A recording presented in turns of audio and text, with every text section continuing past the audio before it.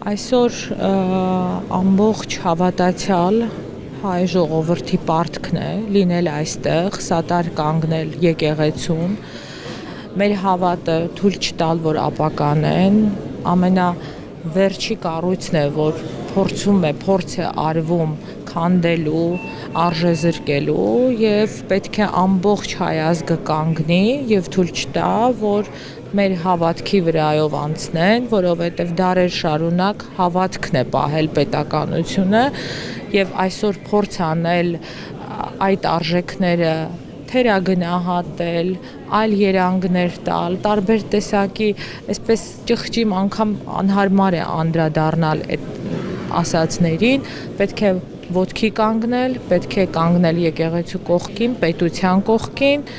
եւ սատար լինել այդ արժեքներին։ Ինչպես կգնահատեք Նիկոլ Փաշինյանի այս արշավը եւ նաեւ